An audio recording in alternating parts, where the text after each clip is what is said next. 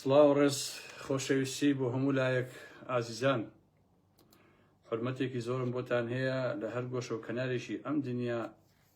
چەوت و ژێڕە کە لێژین. خاڵانە مەحمەدی بەڕێز باش.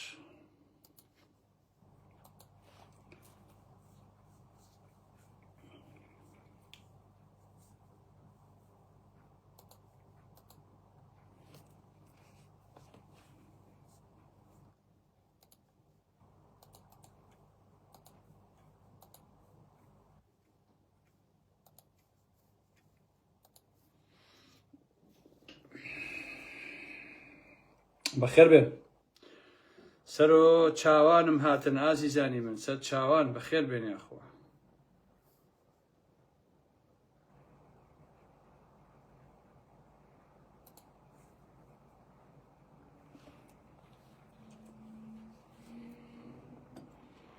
گەرمە کوڕەکان، یاریی جەوەکەی خۆش بووە، هەمووتان بەخێر بێن سەر چاو.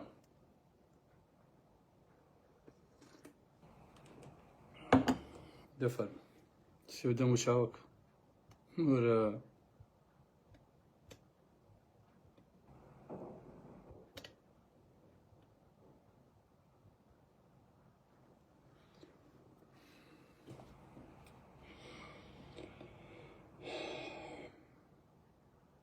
هەمووتان بەخێر بێن سەر چاو،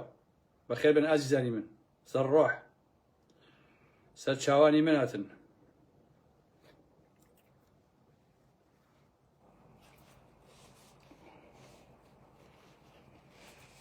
لە خۆ تووشیە پژمەیەک بووم، نازانم بۆچی کوڕەکان. ئازیزان، ئەمشەو لە خزمەتتان نابم بۆ باسێک، هیوادارم کە سوودی هەبێ بۆ هەموو لایەک. سەرەتایش یەک دوو وردە قسە کەم و دوایی ئەچمە سەر عەسری باس. ئەمەوێت هەم کۆمەڵی شتان بیت بخەمەوە و هەم کۆمەڵی حەقایق کە کەس خۆی لە قەرە نادا لە ڕاستیە. ئێمەش ئەمەمان بەدەستەوەی جاجا قسەی لەکەین. جارێ خۆشەویستان، یەکێک لەو شتانی کە من لێرەوە لە دوای 30 ساڵ حەز بە شەرمەزاریەکەم ئەوەیە کە ئەم میلەتەی ئێمە بە جۆرێک لەلایەن یەکێتی و پارتیەوە بێڕێزی پێکرێ. من شتێ ناگەم بۆچی ئەو خەڵکە قبوڵی ئەکا لە ڕاستیە. ئاخر تۆ پێشمەرگەی ئاسایشی، پۆلیسی، مۆزەفی لە فڵانە دایرەی کارەکەی، زەحمەتە کێشی، دەوامی خۆ دەکەی، مانگانە ئەبێ موچە بدرێتێ. بۆچی هەموو مانگەیەک ئەمما هەم عێراق هەم یەکێتی و پارتی ئەم هەموو بێحرمەتیە بە ئێوە ئەکەن؟ ژنان و پیاوانی کوردستان ئێوە چۆن تەحمولی ئەمە ئەکەن لە ڕاستیە؟ ئەم هەموو منەت و منەتکاریە ئێوەیان کردو بە سوالکرد لە ڕاستیە. بەڕاستی ئێوە هیچ شەرم ناکەن، یعنی هیچ پێتان عیب نییە خەڵکی کوردستان. هەموو مانگێک ئەوە فڵان کەس ڕۆژ موچەکەی هێنا، ئەوە فڵانە کەس چوو موچەکەی هێنا، وەکو ئەوە کاکە بۆ خاتری خوا، بۆ خاتی داروبەر لە شوێی دنیاشتیوە هەیە. ئەی هاوار، ئێوە چۆن تەحمولی ئەو مۆزوع ئەکەن؟ زەلامیشیان هەیە ئەمە کە لەسەرێتی ئەڵێ گای ئیسپانیە، ئەوە دەستی خۆش بێت، ئەوە موچەی بۆ هێناین و ئەوە کورەوە چییە کاکە؟ بۆ خاتی خوا ئێوە چۆن تەریق نابنەوە؟ ئێوە چۆن شەرم ناکەن کاکە؟ من لە ئێوە بە خەڵکی کوردستان ئەڵێم، کەسێک کە ئەڵێ ئەوە من چوون بۆ بەغا موچەم هێناوە، بۆ قۆنە ناکەن بە دەمیا بەڕاستی. کەسێک کە ئەڵێ ئەوە من وام کرد کە موچە بێ بۆ لە بەغاوە بۆ سلێمانی، بۆ یەک پێڵاو ناکەن بە دەمیا کاکە. ئەخە چۆن ئەبێ ئێوە بێڵن ئەو یعنی بابە وەڵڵا خەڵک بەکەتان نزانێت کاکە، داوای لێبوو نەکەن کە قسەیەکەم. یعنی یەکێتی و پارتی و نەوەی نوێ ئەوانەی کە لە بەغان قەسەم بەخوا تەواوی خەڵکی کوردستان بەبێ عەقڵ و بەگەمژ نەزانن کاکە. پێتان ڕائبێرن کاکەجیان، هەر بەڕاستی پێتان ڕائبێرن. ئێوە چ تاقەتێکتان هەیە؟ چۆن پێتان عیب نییە ژنان و پیاوانی کوردستان؟ ئاخر موچە خۆمارەی دایکی کەس نییە کاکە. موچەی خۆتانە. کەسێکە لە جێگەیەک ئیشەکە، کەسێکە پێشمەرگەیە، کە ئاسایشە، کە پۆلیسە، کە مرورە، کە لە شارەوانی ئیشەکە، کە لە فڵانە فەرمانگا ئەوە ئیشەکە، ئەبێ هەموو مانگە موچەی خۆی وەربگرێ کاکە. خۆمە مارەی دایکی هیچ کەسێک نییە. ئەی هاوار، بەس من لەوەوە تێناگەم ئێوە چۆن ئەم هەموو سوکاتە قبوڵەکەن بە ئازیزان. ڕاستی سێرم بەلا، بەڕاستی بەلامەوە سەیرە. قەسەم بەخوا هەتا ئێوە ئاوا بیکەنەوە، هەتا بێ سوالکرد بن. هەتا ئەبێ ئێوە جاش و خاین بن هەتایە کورد لەوە خراپتریشی لەیەکە ئێستا هەیەی بابا ئازادی دیموکراسی بۆ ئینسانی خاوەن کەسایەتیە بێ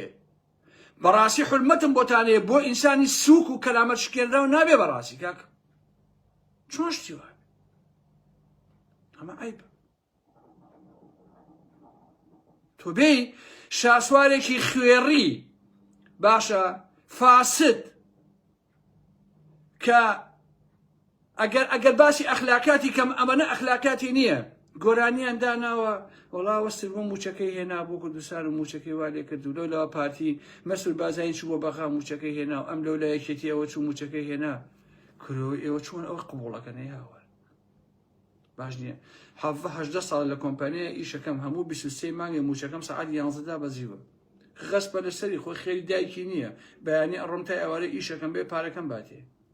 بۆی نییە 1 سەعات دوای خا مەگە شەمە شەنی بەسەرابێ هەر بۆی نییە بەڕاستی چ منەتێکی تایە ئێوەیان کردە بە سوال کرد پێتان ڕابێرن کاکیجێ عیبە بەڕاستی عیبە کاکە عیبە ڕاستی من ها چەند جارێ ئەڵێم خۆزگە کورد نەبوومایە ئێ با بە خۆزگە کورد نەبوومای لە شەشی ئەوەوە هاتووە بەڕاستی کاکە ئێ بۆ منیش عیبە لە حەقیقەتە کاکە میلەتێک سەر لەبەری سوال کات دەستپان کاتەوە بۆ مافی خۆی بۆ موچەی خۆی ئەی هاوار باشە بۆ موچەی خۆی سوال کا بپارێتەوە بلاڵێتەوە ئایدەوە منەتی بەسەراکەن ئام هەموو دز و جەدە و مافیایە پارتی وێشێتی و نازانەوەی نیوە چۆی ئەلم بابەتە بارهاو بەداخەوە بەڕاستی کە حیفە ئەو کەسانەی کە بە درێژایی مێژوو خۆیان بە کوشتا بۆ میلەتی کورد بەڕاستی بە تایبەتی کوردی باشوو بۆ ئێمەمانایش حیفە بەڕاستی 30 ساڵە خۆمان گورگە کردووە لە خۆمانەوە قساکەین ئەوەش ئاخری نەتیجەی ئەو میلەتەیە بەڕاستی حیفە کاکە یعنی حیفە من دائەنیشم کاتی خۆم ئەکوژم بۆ قسە و باس بەڕاستی زۆر جار ئەوەندە ڕەشبینە بم ئەڵێم هەر ئەسان حیفە ئینسان قسە بکات بەڕاستی چۆن شتی وابێ یعنی ئام هەموو گەنجە کە من یادداشتەکانی یەکێتیەکان و پارتیەکان و ئەوان ئەخوێنمەوە لەو شاخ و داخە ئەخوان بە کوژداوە زەحمەتیان کێشاوە بۆ ئێوە هەر بەڕاستی بۆ ئێوە خوان بە کوژداوە ئەمەیە کورد و کوردستان وڵای سیر بەڕاستی سیر بارها وردە قسەیەکی تریش ئەەکەم وەچمە سەر بەحسەکە خۆشەویستان بابەتێکم بڵاو کردەوە زانیاریەک بوو لەسەر کەسێک کە پێشتر سەرۆکی دەستگای زانیاری بووە کێشەی کوڕەکەی بووە وەلحاڵ لەسەر مەسەلەی فەسادی و ئالم بابەتانە ژنێک لە سلێمانی شکاتی لێ کردووە لای پاڤڵ و قوبات 5 ڕۆژ ئەو عەزیز تەسپیە کە پێشتر سەرۆکی دەستگای زانیاری بۆ لە زیندانەوە دوای ئازاد کراوە من ئەزانم چێگرتوێتی ئەزانم چۆنە چیرۆکەکە ئۆکەی تۆ کە بەڕێزەوە شتێک بڵاوەکەیتەوە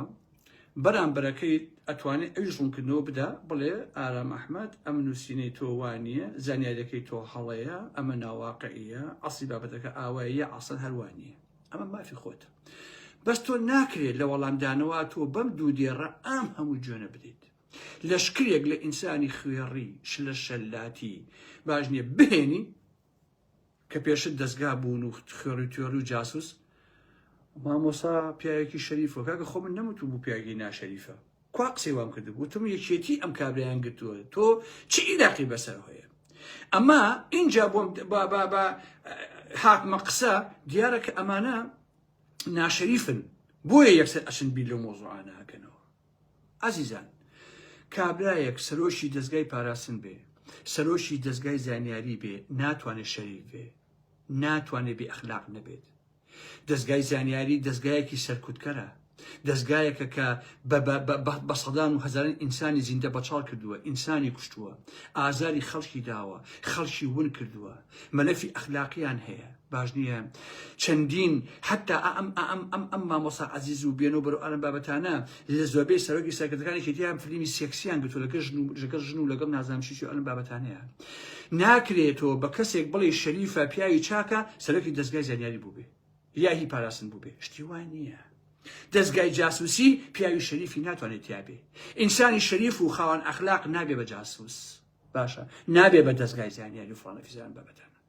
لەبەرەوە دەمتان داخن بە گوێندان نابێ بە کۆمەڵی قسەی قۆڕ نابێ کۆمەڵی خەڵکێ لەگەڵ یا ئیشیان کردووە یان پارێکی وەرگرتووە بە ملیۆن دلاری دزیوە و عەزیز هەستی کاکە باش نییە ئەگەر بمەوێ مەلەفەکانی بخەمە ڕوو تووشی 100 دوژمنایەتیەکەم بەڕاستی کە چۆن خەڵکی کوشتووە باش نییە هەر بمەوێت دەمکەمەوە لەسەر ئەو مۆزوع زۆر لەسەری بڕۆن کەس و کاروشتەکەی باش نییە ڕێک هەرچی مەلەفیان هەیە هەر هەمی بۆ خەڵکی ئەدانەکەم بە ناو کە کیان سەرنگوم کردووە کیان کوشتووە کە کەسوەرەکە ئێسش نازان سەرەکی دەستگای ئاوایان لێکردووە دەبڕۆ بە ئەخلاقن بە ئەخلاق باش نییە خەڵکێکە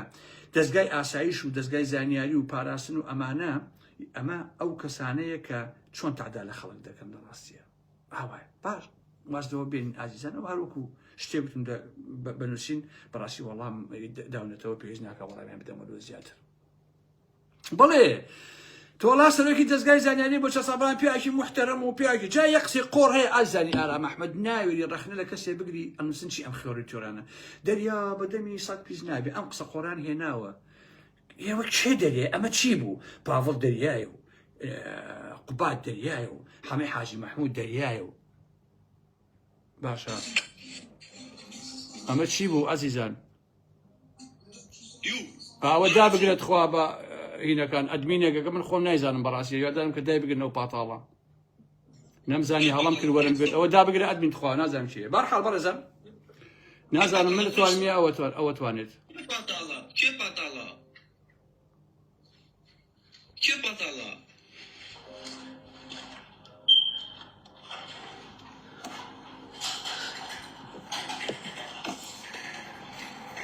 لای نارۆ دڵێت تەقێ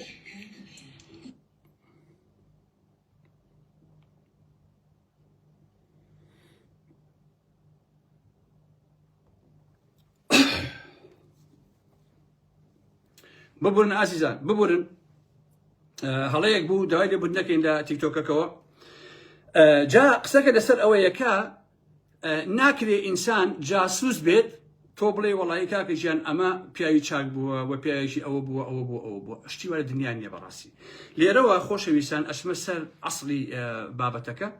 هیوادارم کە بتوانم کۆمەڵی حەقایق بە هەموو لایەکتان بگەێنم و شتێک باسکەم کە بەڕاستی خۆی لە قەرە نادا مێدیای کوردیوان چکە مێدیای کوردی خۆتان زان هەمی خۆفرۆشە ئیتر ئەم هی ئەوە ئاوا ئیشەکانیان دەکەن بەڕاستی ببوون بەڕێزان بە هەڵە دەستم بەرکەوت پاتاڵێکم وەرگرت من تااقەتی وەرگرتنی کەسم نییە لە ڕاستیە مناقەشە لەگە کەسان ناکەم لەوە قا خۆشەویستان منیان پەیامەکانی خۆمەگەێنم و ئەڕۆم بەلای ئیشی خۆم بۆ تااقەتی وە منێ اینجا ئازیزان بەداخەوە کە کۆمەڵگەی باشووری کوردستان بوون بە یاری دەستی پارتی و یەکێتی و ئەمانی کە لە بەغان خۆزگەوانە بواە بەڕاستی ئازیزان من لە تیکتۆکەوانە شارەزانیم خۆشەویستان من نازانم ئەدمینێکمانەیە ئایا و ئەدمینە ئەتوانێت و کەسانە فڕێباتە دەرەوە یا شکل بابەتانە بەرحاڵەوە من نازانم چکە من بەڕاستی خۆم قسەکانی خۆمەکەم ئەو ینی ئەهلی ئەوە نیم خۆم بۆ شەنەمان دووکەم اینجا ئازیزان ئەچمە سەر ئەسڵی بابەتەکەم خۆشەویستانی من لە کاتی خۆیان قسە و باسمان لەسەر ئەوە کرد ڕیفراندۆم ئەوەی کە مەسعود بارزانی بنەماڵی بارزانی کردیان هاوپەیمانی پارتی تورکیا سوننەکان کۆنە بەعسیەکان لەسەر هەموو ئەوانە لە کاتی خۆیان ئێمە قسە و باسەکانمان کرد باسی دانیشتنەکەی ئەردەنمان کرد هاتنەوەی مەسعود بارزانی ئەوە بوو کە لە ئەردەن کۆبوونەوەیان کرد هاتە زاخۆ کۆمەڵی هەڕەشەی کرد و خۆی بادا لە دوجارە ئەوە بوو کە داعش هات منتیقەی شنگاڵ و ئاینداجی کرد و باسی چۆڵکردنی ناوچەی شنگاڵیشمان کرد کە هەموو بە بەرنامە ئۆشتانە کرابوو من لەو کاتەیە زیێڕەڤانی مناوە ڕاکەڤانی کە تعلیقێک بوو کە خۆم داهێنا بوو بەڕاستی دەرسە زیێڕەڤانی کە چۆن زیبکەیەکیان نەتەقاند هاتنەوە هەولێر لەوێ لە هەولێرە جامە نەسوولەکان بە ئەدایان و بۆ پێشمانکەوە بارزانی و هەموو ناوچەی شنگاڵ و ئەنداجی کرا و یەزیدیەکان بوون بە قوربانی و جینۆساید کران بەشێکی زۆریان باسی ئەومان کرد کە بنەماڵەی بارزانی دەیانەوێ ببنە میرێکی سەر بە تورکیا بە ناوی ڕیفراندۆمەوە و تورکیاش دەیویست هەرێم نەهێڵێ لە قۆناغی دووهەمی ئیشکردن بە ڕیفراندۆم تاکتیکیەن لە ڕێگەی بنەماڵەی بارزانیەوە کڵاوی لەسەر بنەماڵەی بارزانی کوردۆنا بەڵام دوجار ئەوە بوو فەشەلی هێنا ڕیفراندۆمەکە هیچی لێ ساوز نەبوو هەڵبژاردن کرا خەڵکی دەنگیاندا بەم بەڵام هیچ کارێکی پێ نەکرا وتیان بەڵگەی هەڵبژاردن دوور لە ڕووی ئێوە لە ناوگەڵمانەیە کە ویستمان لە شەرواڵەکانمانەوە پیشانتان ئەدەین و بۆ هی کوردوی هەرهەموو دنیا دەنا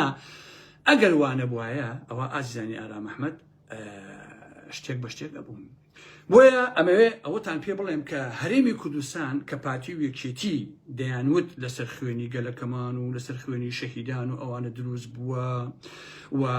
35 ساڵە ئەم هەرێمە بۆتە مریشکێک هێرکە ئاڵتونیەکەی بۆ بنەماڵی بازانی و تاڵەبانی و کلکەکانیەتی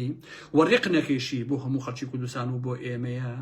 و هەرێم با ئەمەلی زیندانێک بووە بۆ خەڵکەکەی تا دواسنور ستەمی لێکراوە لە خەڵک سێری بۆ موچە چۆن بێ حرمەتی پێکرێ و سەرانی پارتی وێشێتیش خەریکی تاڵانی کەو بڕۆ لەم ڕۆیشەوە ئێمە هەموو شتێکمان وتووە و باسی ئەم هەموو خراپەکاری و دزی و جەدەی یەکێتی و پارتی و کلکەکانیمان کردووە. بەڵام ئێستا یەکێتی بە جۆرێک چۆتە پاڵ ئێران و چۆتە پاڵ گروپەکانی سەر بە ئێران لە بەغدا کە ئاوایان لێ هاتووە بەڕاستی. هەمووشمان ئەزانین هەم ئێران و هەم شیعەکانی سەر بە ئێران و ئەوانی تریش بە تەواوەتی دژی خەواری هەرێمی کوردستان و دژی کوردن بەڕاستی. باش نییە؟ هەموویشیان دژی ئەمە کارەکەن بنەماڵی بازانی ژۆک و پیشەی هەمیشەییان گوایە کە زۆر کوردن و پارێزەری هەرێمن و کوردستانی و کوردایەتیەکەن لەو پەڕی لووتکەی فشە کوردایەتیا بۆ خۆی ڕاوەستاوە و یاریەکان ئێستا ئاوایلیاتۆ کە بە وردەکاریەوە بۆ هەملەتەن باسەکەم بۆی بە چاوتان ڕوون بێ. ئێستا ئیتر بە عینادی بە خۆخۆری بە خیانەتی پارتی و یەکێتی ڕۆژ بە ڕۆژ پێگەی هەرێمی کوردستان لاواز و لاوازتر ئەبێ و یەکێتی و پارتی هەم خۆیان ڕسواکەن و هەم گەلەکەمان. ئەو هەرێمەی کە من باسی ئەەکەم کە من پیاسێکم تیان نەکردووە و لەوێ نەژیاوم بەڕاستی لە چەند ساڵێکی سەرەتای ڕاپەڕینەکەنە بێ. بۆیە ئەمێ ئەوەتان پێ بڵێم ئەمە دووبارە بوونەوەی مێژووە بەڵام بەبارە تراژیدیە و هەم کۆمیدیەکەیش. باش نییە؟ یعنی بە جۆرێکی تر لە سەردەمێکی ترە و لە ژێر ناوی کۆمەڵی خەڵکی ترا بەڕاستی ئەم مێژوە دووبارە بێتەوە. با بزانین چۆن ئەم مێژوە دووبارە بێتەوە بەڕاستی. ئەگەر دیقەت بدەین و بگەڕێنەوە بێن بۆ مێژوو لە ناوەڕاستی شەستەکانە پارتی بە سەرۆکایەتی مەلا مستەفا بوو بە دوو بەشەوە. بنەماڵەی بازانی ئەو پەڕی سەنگەری کورد و کوردایەتی و شۆڕش و فڵان و فیسانی گرتبوو وەکو ئێستایش کە هەمان ئیدعای هەیە و هیچیشی لێ سەوز نەبووە و باڵی مەکتەبی سیاسی بە سەرۆکایەتی جەلال تاڵەبانی و برای مەحمەد ئەوە بوو کە مەلا مستەفا ئەوانی ڕاونا دوجار کردنیەوە بە بەکرەجۆیە و کردنیەوە بە باوەشی حکوومەتی عێراقیە. باش نییە؟ ئەو سەردەمانە خۆشەویستە چەند ساڵێکی کەم یعنی زۆر کەم کە خۆی بەناو شۆڕژگێڕ و کورد پەروەر بوو و باڵی جەلال تاڵەبانی و برای مەحمەد بە خائین و خۆفرۆش و جاشی بەکرەجۆ ئەمانە ناوزە دەکرا کە بەڕاستی هەروایش بوو و باڵی جەلال تاڵەبانی بە تەواوەتی لە بەغا خۆیان قایم کرد و بوونە جاشی ڕژێم تا ساڵی 1970. باش نییە؟ پارتیش ئەلە ساس کوردایەتیەکە ئەوە کرد. ئەمە یاریەکە ئەبۆ جۆنێ سەبتان وتەکەمەوە تەواتی. ئەوە بوو لەم ساڵەیە مەلا مستەفا و پارتی لەگەڵ حکوومەتی عێراقی ڕێکەوتنیان کرد کە گوایە بەغدا باوەڕی بە مەسەلەی کورتەیە ڕیفراندۆمەکە و مافەکانی کورد عەدات و چارەسەری کێشەکانێکە ئەمەیش خەیاڵ پڵاویەکی مەلا مستەفا و سەرکردایەتی بێ ئەزموونی پارتی بوو لەو قۆناغە مێژوویە. بەعەس لەگەڵ ئەم فەوازاتەیە هەنگاو بە هەنگاو کڵاوی کردە سەر مەلا مستەفا و پارتی و بنەماڵی بازانی ئەو کاتە و جێپی خۆی قایم کرد چونکە لە 68 تا کودەتای کردبوو لە 70 فەوازاتەکەی کرد و خۆی پڕچە کرد و خۆی بەهێز کرد لە ساڵی 70 یەکەم کاری ئەو بوو کە نۆتی خۆماڵی کرد و ئەم ڕێکەوتنەی پارتی و بەعەس تا ناوەڕاستی ساڵی 1975 خایاند و بڕی کرد. سەدام و شای ئێران لە جەزائیرێکیان بینی ڕێکەوتنێکیان کرد ئەوە بوو ئاشبەتاڵیان بە مەلا مستەفا پارتی و کردوون شای ئێران سێ پێشنیاری خستە بەردەمی پارتی و مەلا مستەفا. یەکەم ئەتوانن بگەڕێنەوە بۆ عێراق چەک دابنێ و تەسلیم ببنەوە. دووهەم لە ئێران وەکو میوان دابنیشن و ڕێزیان ئەگیرێ و ببنە پەنابەر. سێهەم خۆتان ئازادن بچنەوە عێراق و هەرێمی کوردستان کە و کاتە پیان نۆت و هەرێم دژی حکومەت شەڕەکەن نایکن ئارەزی خۆتانە بەڵام ئێمە وەکو ئێران پشتیوانیتان ناکەین. بەداخەوە مەلا مستەفای بارزان دووهەمی هەڵبژارد و ئاشبەتاڵەکەی کرد چوە ئێران و ئەمریکا ساڵی 1970 بە نەخۆشی کۆچی دوایی کرد. لە هەمووی سێتر ئازیزان هەر دوای ساڵی 70 کە لەگەڵ پارتی حکوومەتی عێراقی دانستانی کرد یەک شەقی مزری لە پاشەڵی باڵی مەکتەبی سیاسی و جەلالیەکان هەڵدا وەکو جاشش قبولی نەکردن. ئەمە بیخەنەمێشی خۆتانەوە یعنی وەکو جاش قبولی نەکردن. براهیم ئەحمەد هەمان ساڵ ڕای کردە بەریتانیا نەگەڕێەوە بۆ کوردستان هەتاوەکو مرد کە مرد تەرمەکانی هێناوە بۆ کوردستان و دەستێمانی ناشتیان. هەستا جەلال تاڵەبانی کرد بە زاوای خۆی پێشی خست دواتر کۆمەڵێکێتی دروست بوو. شەید ئارام یەکێک لە قسە نەستەقەکانی کە لە ماڵی تەهابارایی کردوێتی ئەڵێ کە دشی گەڕانەوەی جەلال تاڵەبانی بە بۆ ناوێشێتی و کۆمەڵەوانە ئەڵێ جەلال تاڵەبانی و ئیسفنج وایە ئەگەر بێت کۆمەڵە هەڵمژێ هەرواش دەرچوو لەگەڵ نۆشوام سەفا کە یەکەمین جاشی جەلال تاڵەبانی بوو کۆمەڵیان هەڵوەشان و یەکێتیش بەم دەعبایە دەرچوو کە ئێستا ئەیبینین کە بۆتە جاشی بەغا باش نییە و بەو جۆرە ماوەتەوە. نەتیجەی مام جەلال و نۆشیوان و برای محەممەد بە مردنیان و شکستیان کۆتایی هاتوو مەلام سەفای هەر بە هەمان شکل. ئێستا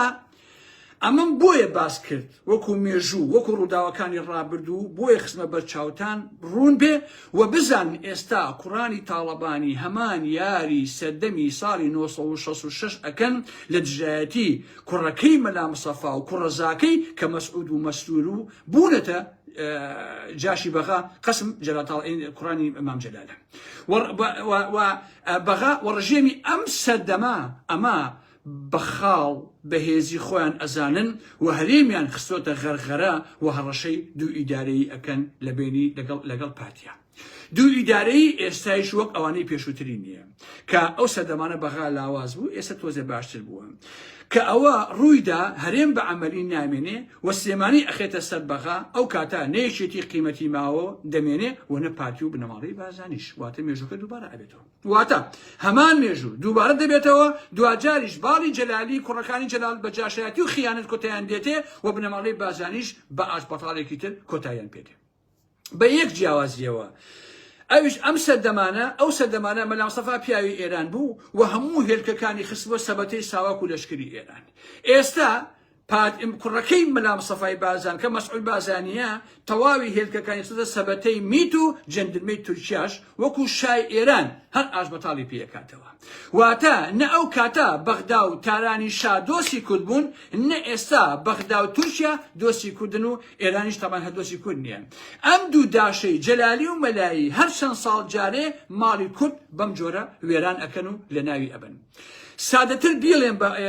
لە ڕیزی ئەوەی خۆشەویستە ئەو کاتەی جەلال تاڵەبانی و برای محەممەد جاشی بەکرەجۆ بەغابوون مەلا مستەفا و پارتی جاشی ئێران بوون. کاتێک مەلا مستەفا لەگەڵ بەعز ڕێکەوتنی کرد بەغدا ئیشی بە جەلالی نەما بە جاشایەتیش قبولی نەکردن. مەلا مستەفا و پارتیشی ڕاگرت تا ساڵی 1975 دواتر یەک شەقیشی لە پاشەڵی ئەوان هەڵدا ماناکانی ئەمە یەک شتە هەر ئەوەیە ئەمانە دوژمنی کوردن و حیزبەکانی ئێمەش خۆفرۆش و خائینن و بۆ یەکتر شکاندن دەبنە نۆکەری دوژمنان و نۆکەری داگیرکردن. ئێستا کوڕەکانی مام جەلال و برای محەممەد هەمان یاری ساڵانی 66 ئەکەنەوە بوونەتە نۆکەری بەغا بە ناوی دژایەتی بنەماڵی بازانیەوە بۆ شکاندنی باڵی ئەوان. پارتیش جاشی میت و جەندرمەیە کە هەردوو لایەن لاواز بوون نەبەغا کوڕانی تاڵەبانی بە جاشاتی دەوێ نە تورکیاش بنەماڵی بازانی هەردووکیان شابتڕێنەکەن و کورزەکە چونکە نە تورکیا نەبەغا دۆسی کورد و کوڕانی تاڵەبانی و بنەماڵی بازانی نین. ئەمە ڕاستیەکەیتی بۆیە لە دروستکردنی ئەنە کەسەوە من هاوارەکەم کە بنەماڵی بازانی و ئەنە کەسە لەسەر هێڵی خیانەت و کورتفرۆشی ڕاوەستاون. تورکیا و بنەماڵی بازانی ئەنە کەسەیان دروست کردووە بۆ نەهێشتنی کوردانی ڕۆژئاوا کە لە تێکچوونی سووریا و ئەوەی کە لە ڕژێمی بەشار ئەسەدا ڕوویە و نیمچە دەسەڵاتێک دروست بوو لە ڕۆژئاوای کوردستانە لە هەتا هاتنی داعش و ئەو ڕۆڵەی کە هەسەدە و پێدە و ئەمانە گێڕایان باشە تورکیا ترسی لەم پارچەی کوردستان هەبوو کە دەستیان بە مەمافەکانی خۆی بکات. بۆ ئەمەش هەرچی ڕێگایە دەیگرن نەبەر دژی کورد و نەمانی ڕۆژئاوا. باشترین دەستکەلاش بۆ تورکیا بۆ لە ناوبردنی ڕۆژئاوا بنەماڵی بازانی و ئەنە کەسەیە کە دۆستیان کردبوو. باشە بنەماڵی بازانی دۆستی کورد نین لە ڕاستیە ئەوان دۆستیمانەوەی خۆیانن بەڵام بەسەقەتی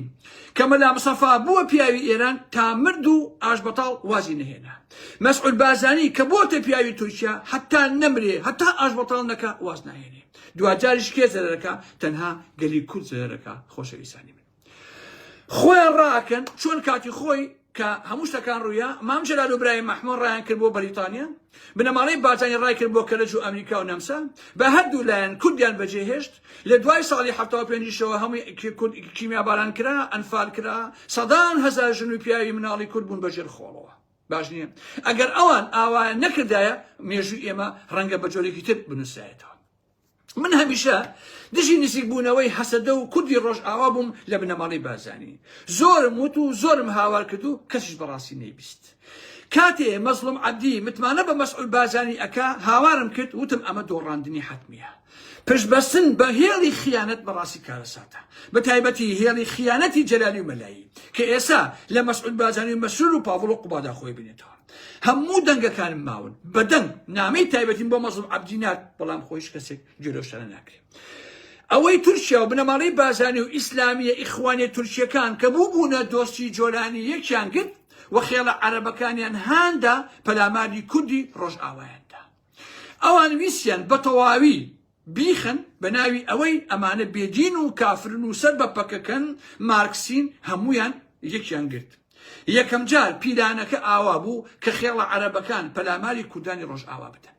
پاشان ئەنە کەسە هێزەکەی بەرێ بۆ ئەوێ و ڕۆژئاوا بکەنە دوو ئیدارە وەکو باشووری کوردستان بەشێکی ئەم ئیدارەی ئەنە کەسە سەرپەرشتی بکە و بکەوێتە ژێردەستی بنەماڵەی بازانی کە ئەمە سەریگت واتە کەوتۆتە دەستی میت و تورکیاش چونکە ئەنە کەسە و پارتی هەردووشیان لە باوەشی تورکیادا ئەو کاتە ئەمە سەری نەگرت پارتی ئەم خەونەی لەلایەن خودی تورکیاوە لەبار برا جا با بزانین چۆن چونکە تورکیا و ئیسرائیل ڕێکەوتن کە دوو ئیدارە بوو ئەنە کەسە بوو خودواجار هەر کوردە با کوردێکی جاش و خائینیش بێت با یەکەم بە یەکجاری هەسەدە و دەسەڵاتی خۆسەری نەمێنێ و جۆلانی و ڕۆژئاوا داگیری بکە وە کورد نەهێڵ بۆ ئەمەش ئەگەر لە بیرتان مابێ پارتی زانی تورکیا کڵاوی لەسەر ناوە ئەنە کەسە هیچی پێ ناکرێ باش نییە و تورکیا پیلانی پێشووتری فرێدا و دەیەوێت کورد لە ڕۆژئاوا هەر نەمێنێ بە ئەنە کەسی جاشیشەوە ئەوە بوو مەزلوم عەبدی هێنا لە هەولێر کۆمەڵێک کۆبوونەوە کرا مەسعود بازانی کە زانەی تورکیا گۆڵی لێ کردووە و بەنەمانی هەموو کورد و ڕۆژئاوا تینوێتی ئەشکێ وتی هێز ئەنێرین بۆ ڕۆژئاوا وا ئەکەم و ئەمە ئەکەم دوایش هەر هەمووی درۆ بوو نەهێزی نردوو نەهیچیش هەتا لە سەرەتاوە پارتی ڕێگەیدا ئەها لە بیرتان بێ پارتی ڕێگەیدا کە خەڵکی هەولێر و بادنان بێنە سەر شەقام ئەوە بوو کورد لە دنیای هاتە سەر شەقام بۆ پشتیوانی ڕۆژئاوا و هەمومان بەرجاریمان تیا کرد بەڵام پارتی دوای تەنها 3 ڕۆژ سەرکوتی یان کۆتایی بە ناڕەزایەتیەکانی هەولێر و بادنان هێنا باش نییە ڕێگەی نەدا خەڵک لە هەولێر و بادنان پێ بخەنە سەر خاکی ڕۆژئاوا هەتا کردی ڕێگریشی دەکرد لە خەڵکانی تر واتە لە ئەگەر ئەچی بۆ ڕۆژئاوا ئەگەر هەویەکەت بادینان و دوهۆک و هەولێر و ئەوانە بۆیە نێش بچیت بەس خەڵکی ئەم دەڤەرەی سلێمانی ئەوانە ئەهێشت نەتیجەی ئەم تۆزە مایەوە کە ئێستا لە ڕۆژئاوا هەیە ئێستا نوێنەری ئەنە کەسە کە میتە و پاراستنە دەبێتە نوێنەری کۆبانێ و هیچ هەڵبژارێکی لە ئارادە نییە وە کورد تێیدا دۆڕاوی یەکەمە جا چۆن دۆڕاو نەبێ خۆشەویستانی ئارام ئەحمەد تورکیا دژی بێ و جۆرانی دژی بێ و ئەمریکا پشتی تێبکا و بنەماڵی بازانی و ئەنە کەسە دژی بێت و ئیسلامی ئیخوانیەکانی سەر بە مید لە باشوور دژی بێ و تۆ هەرەوە دەرەچێ بەڕاستی ئەحمەد شەرع کۆنگرەیەکی داهێناوە ناوێنە کۆنگرەی سازانی نیشتیمانی بەبێ ئەوەی کورد و دروزەکان و عەلەویەکانی تیابێت و بەژێریان تیا کردبێ ئەنجومەنێکیان دروست کردووە کە لە 210 کەس پێکاتوە 140 کەسیان خەڵک دەنگی پێنادا ئەحمەد شەرع خۆی دایناون باش نییە خۆی سەری ئەم هەڵبژاردنە 70 کەسی تریشیان لە کۆی 210 باش نییە دیسان ئەحمەد شەرع خۆی دایمەزلاندون شارەکانی ڕۆژئاوای کوردستان بایکۆتیان کردووە لە 99 بەشداریان لێشەکانە کردووە لە پارێزگاکانی تر هەروە عەشوایی بۆیان دیاری کراوە نوێنەرانی پارێزگاکانی سوێدا کۆبانێ قامیشڵ و حەسەکە دێرک باشە ئەوانش هەروە بۆیان دانراوە کۆبانێ 2 کورسی یەکیشیان ئەبێ بۆ عەرەبێت دێرک 2 کورسی باش نییە دەبێت دابەشی کورد و عەرەبێ قامیشڵۆ 4 کورسی بە مەرجی دوێنن عەرەبێ حەسەکە 3 کورسی بۆ مەرجەی کە دانیشیان عەرەبێ بەم جۆرە هەڵبژاردن نەکراوە و خەڵک ڕۆڵی نییە شەرع خۆی هەیئەتێکی دەنگدەری دەستنیشان کردووە و ئەو هەیئەتە دەنگی داوە بەناو نوێنەری پارێزگاکان 24 پارتی سیاسی لە سووریایە بایکۆتی پرۆسەکەیان کردووە باشە ئەنە کەسەی جاشیمیت بەشداری پرۆسەکەی کردووە ئەمە لە کاتێکە ئەنە کەسە ئەلەساس هاوپەیمانی پەیەدە و ئەمانەیشە بەڵام بەشداری کردووە باش نییە لەو 11 کورسیش 3 کورسی بۆ دیاری کراوە هەمووی دراوە بە عەرەب باش نییە ئەنە کەسە وەکو جاشیمیت جاشی پاتی وەکو نوێنەری کارتۆنی چۆتە ناوی ئەوانش بە نوێنەری کورد ئەمانە حسابەکەن کە بە خۆی میتیشن. بەم جۆرە میت و پارتی و ئیخوانیەکان تا بزوتەوەی ئیسلامی و یەکگرتو لە یەک سەنگەرابوون بە هەمویان گەلە کۆمەکەیان کرد و ڕۆژ ئاوای بەم دەردەی ئێستا ڕۆیشتووە کە هەمومان ئاگامان لێتی. ئێستاش پارتی و ئیخوانیەکان کە خۆیان بۆ تورکیا و جۆلانی و نۆکەر و خائین بوون و خیانەتیان لە ئەو پاچانەی کوردستان کردووە. پارتی بۆ قازانجی خۆی و ئیخوانیەکان کە بەکری گیراوی میتن بە ناوی جین و ئاینی ئیسلامەوە شەڕی خۆیان دژی کورد بە قازانی تورکیا و ئەردۆغان کردووە. ئێشش بڕۆ سەیری میدیای ئەوانە کە هەمویان پەلاماری عەبدوڵڵا ئۆجلانیان ئەمان خۆیان لەبەرەی خیانتە لەبەرەی میتان پارتی و ئیسلامیەکان کەشی دژاتی عەبدوڵڵا ئۆجلانی کە ئەوە کورد نییە و ئەوە باسی ئەبێ وابێ نییە بە پێچەوانەوە بەڕاستی یادێکەکەن. هەرچی نەزان و گەجەر و گوجەریشە سەنگەریان لەم بەری خیانتا گرتووە. پارتی وەکو جاش وەکو یاریچێکی نەزان و دۆڕاوی هەمیشەی لە شەستەکانەوە هەر ئاوایاری کرد. باش نییە ئیخوانیەکان وەکو بەکرێگیرانی میت و دژە کورد بە ناوی دینەوە گوایە پەکەکە و هەسەدە کافرن و بێدینن با نەمێنن و تورکیای جۆرانی ئیسلامی باش و خواپەرست. ڕاستەکەشی بۆ مریفی عاقڵ و ئەوانیان مێژویان خوێندۆتەوە تەجروبەیان هەیە دەزانن بابەتەکە نەدینە نەکافربوون و بێدینی و نەهیچ تەنیا مەسەلەی نەمانی کورد و شکستی پێهێنانی هەر دەستە و تاقمێکە دژی تورکیا بێ و ئەم سەنگەری خیانەتە لە حەسەنی خەیریەوە تا ئێستا ئازیزان بە ناوی دینەوە هەیە و جاشایەتێکە بۆ تورکیا و تەواو. ئەمە ڕاستینەی ناوخۆ ئەقلی کوردە لە هەر چوارپاچی کوردستانە بنەماڵەی بازانی بەڕێگای خۆی خیانەت دەکا ئیسلامیەکانیش کاتی خۆی بۆ عوسمانیەکان خیانەتیان دەکرد لە کورد دەکرد دوایش خۆیان ڕسوابوون و ئێستاش خیانەت دەکەن.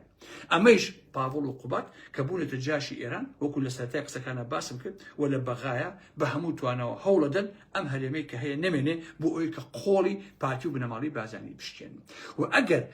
ئەمانە سەرکەوتوو بن و بۆ بنەماڵی بازانی لەعبەیەکی تر نەکا بە نمونە هەر کامێکیان باشەیە قەسم ئەم دوو ڕەگە گولیەیە هەر کامێکیان بکەوێ یان نەکەوێ دوجار بە زەرەری کووردە و بە زەرەری دۆزەکەیتی. باش ئایزان چه ئەگەر تورکیا و میت لە بەرنامەکان و پیلانەکانی خۆی دژی کوردانی ڕۆژئاوا باکوور سەرکەوتوو بێ ئەوان نەهێڵێ بۆ نمونە دوجار هەرچی ئیسلامی و ئیخوانی کووردە ئەگە 100 بەرماڵ و قورئان بەشانیانەوە بێ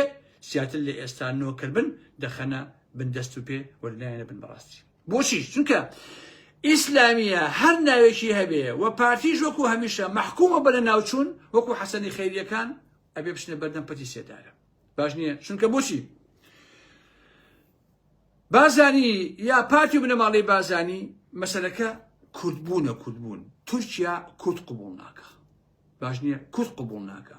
ئیسلامی بێ قبوڵێ ناکە. ئیخوانی بێ قبوڵێ ناکە. سەلەفی بێ قبوڵێ ناکە. بەرماڵ بە شانتە بێ قبوڵێ ناکە. قورئان قود بێ قبوڵێ ناکە لەبەرەوەی کە کوردیت. باش نییە؟ بۆیە ئەمە دادی کورد نادات. باش ئەمە ڕاستیەکەیتی.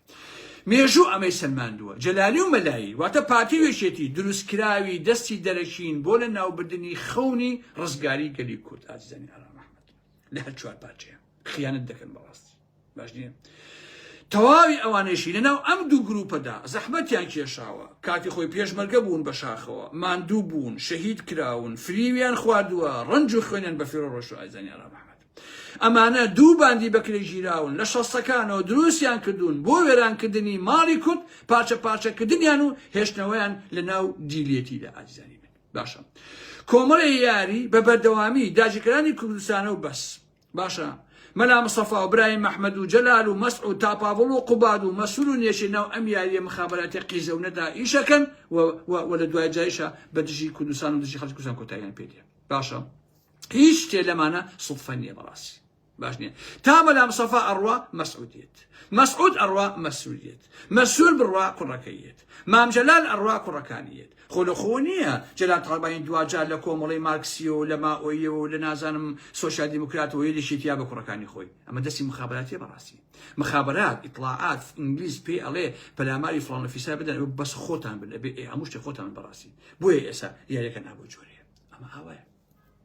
سەلەفی و ئیخوانیەکانیش کە دژی کوردانی باکوور و ڕۆژئاوا کار بۆ میت و قەتەر و سعود و ئاناکەن هەردووکیان دوولەتی تەرسەقولی یەکگوێ درێژن بەڕاستی. هەردووکیان ڕاستە. بەمەشەوە ناوەستن ها ئیخوانی سەلەفیەکان ئایزان هەموو توانە ئیخوانە خەنەگەڕ تا فەرهەنگ و ئەدەبیات و نەورۆز و نازانم گۆرانی و جلوبەرگ و هەموو ئەمانە مێژوو ئەدەبیات هەموو ئەمانە تێک دەشکێنن بەڕاستی باشە ئەرشی ئەوان ئەمەیە کە میت و قەتەل و سعود بۆیان داڕشتون کابێ ئاوا بکەن هەر ئەمەیشە بە ناوی ئاینی ئیسلامەوە دەکرێت گەر لەمەیشا سەرکەوتوو بوون میت و ئەوانە چۆن کاتی خۆی شێخ سەعیدی پیران و ئەوانە کە ئیسلامیش بوون لە ناوچوون ئەمانشە لە ناوە چێ بەڕاستی وەکو لە قسەکانە وتم داژیکەری تورک کوردی ناوێت جایتت پاتید یەشێتیت جاشید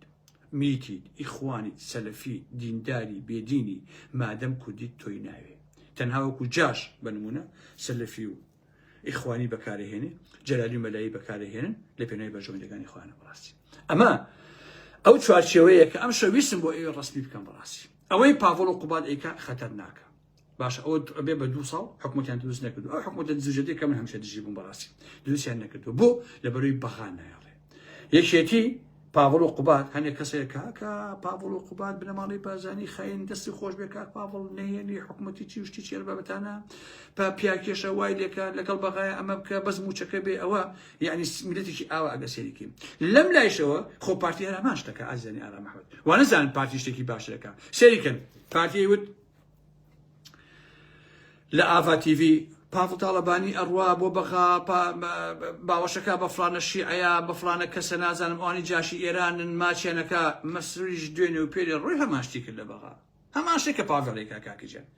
یعنی ئەوەی کە بنەماڵی بازانیش بە پاڤڵ و بە قوباد و ئەمانە ئەڵێن خۆشیان هەرواکەن لە حەقیقەتە یعنی ئەم دوو هێزە وەکو یەکوان لە یەک ئەچن لە یەک دروست کراون بۆ ئەوەی کە کورد هیچی بە هیچ نەبێت ئەگینا مەسعود چۆن ئەچێ باوەشەکە بە نێچی نایشێ پاڤڵ ئەچێ باوەشەکە بە کابرای شیعەیە لە بەغا کەسەر بە ئێرانە ڕەفیقەکانی خۆی مەسعودیش چوو هەمان شتی کردە ڕاستیە هەمان یاریە باشە بەڵام ئەوەیە پارتی ئەڵێ ڕێک بن ئەوە هەمی کوڕی چاکە لەگەڵ لەکێتیان ڕێک بێ ئەوە هەمی کوڕی خراپە یعنی ئاوایە یعنی لەگەڵ لە بەغا لەگەڵ پارتیا بە دژی کوردیش بی تۆ هەر دۆستی ڕاستی ئەگەر لەگەڵ پارتیا نەبوویت لەگەڵ یەکێتیا بووی تۆ خائینی لەحقەتە ئەمە ئەم یاریەیە خۆشەویستان کە ئێستا ئێمە وەکو کورد بەڕاستی دەرگیرین تێیدا زۆر کارە سەد ماوە کە بەسەر کووردا بێ و من بۆ خۆم پێم وایە کە ئەم هەرێمە لە ناوەچێت و ئەم هەرێمە نامێنێ بەڕاستی بەداخەوە زۆر کەسەیە لەبەر خاتی موچە و لەبەر خاتی ورگی و لەبەر خاتی سێکس ئەم شتێک قوبوڵە و دوجاریش هەردووکیان زەرەکەن یعنی ئەگەر یەکێتی نیشتیمانی لە چوارچێکە پێتان بڵێم ئەگەر ئەم یەکێتی پاڤڵ و قوباد وەکو برای مەحموود و جەلال تاڵەبانی کە ئێستا چونتە سەردەم چونتە بەغا بەڕێز بە تەلەفۆنێکە بە دایخم جارێ کە لەگەڵ بەغا ڕێکەوتون ئەمە هەمان 66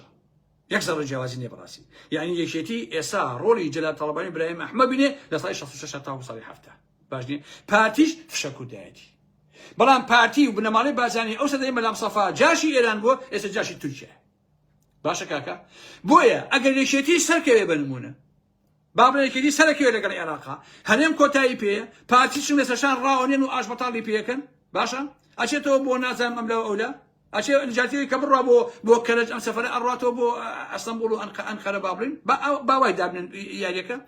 ئەو کاتە بەغا پاڤڵ و قوبادیشی نایە بەڕاستی وەکو جاشیش پاڤڵ و قوبادی نایە بەڕاستی ئەگەر هەر ئەم یاریە بگۆڕین پارتی بنەماڵەی بەزانین بیکە دووسە هەردووشی وەکو یەکوای لە حەقەتە یعنی بە کوردیەکەی ئێمە لە باشووری کوردستانە لە هەر چوار پارچەیە تووشی دوو حیزب بووین کە ناویان حیزبە دروستکراوی دەستی دەرەکی و مخابراتین باشە ئەم دوانە ئەبێ هەمیشە دژی یەکتر بن ئەم لە پێناوی خستنی ئەویا ببێ بەجاشی ئێران ئەم ببێ بەجاشی تورکیا بۆ خستنی ئەم ینی بەڕاستی یاریەکە ئاوایە باش نییە بۆیە لە دوا قسەیە ئەوە بیڵێم کە وەزعی هەرێم بەڕاستی لە خەتەردایە و پێ ئەچێ وردە وای لێ کە کۆتایی پێبێ و ئەوەیشی کە بەسەر ڕۆژ ئاوای کوردستانە هات ئازیزان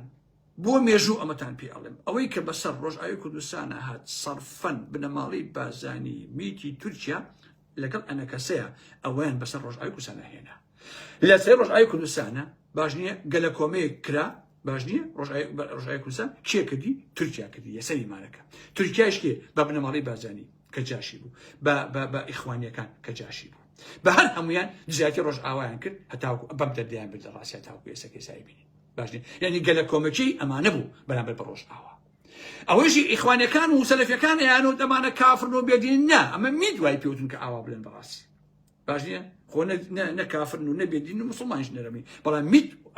ئەمەی پیاڵێ کاکە باش نییە بۆیە بەداخەوە ئەمە ئەو واقعەیە کە ئەم شەو من ویستم لە حزوری هەمووتان باسی بکەم و هیوادارم کە توانی بێتم تۆزێک بە چاوتان ڕوونکەم لەو مۆزوعانە کە بەڕاستی یاریەکە خەتەرناکە و ئەم دوو هێزە خائینە پارتی وێشێتی یاریەکی چەپەڵ و گڵاوەکەن بەڕاستی ئەوەی پاوەڵ ئەیکا لە بەغا چەپەڵیە ئەوەی بنەماڵی بازانی ئەیکا لە هەولێر و بادنان لەگەڵ تورکیا لە ڕۆژئای کوردستانە بەڕاستی چەپەڵیە باشە ئەم دوو هێزە دوو هێزی ئاوا خائینن بەڕاستیە کەسیشیان شەریف نین ئازیزانی ئارام ئەحمەد کەسیان کەس خۆی ماندوو نەکا بەوە بڵێ وەڵا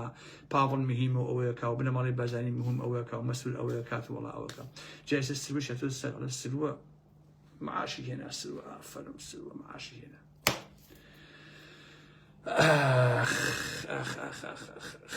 میلەتی کوردی داماوە من کاتان ناگرم خۆشەویستان ویستم ئەو ڕاستیانە هەمووتان بیزانن کە ئەمە یاریەکەی خۆشەویستانی من ئەم دوو هێزە ئەوەی کە ئێستا لە بینێکی تو پارتیا ڕوئەدا سێبارەیەکەمەوە 66 و هەفتاکانە باشە چۆن ئەو کاتە بنەماڵی بازانی مەناسەفای کوردایەتێکین لە شاخا بوو ئێستا مەسئول و مەسئول ئەو ڕۆڵی بەڵام لە هەولێر و بادینانە تا ئێستا ئاوایە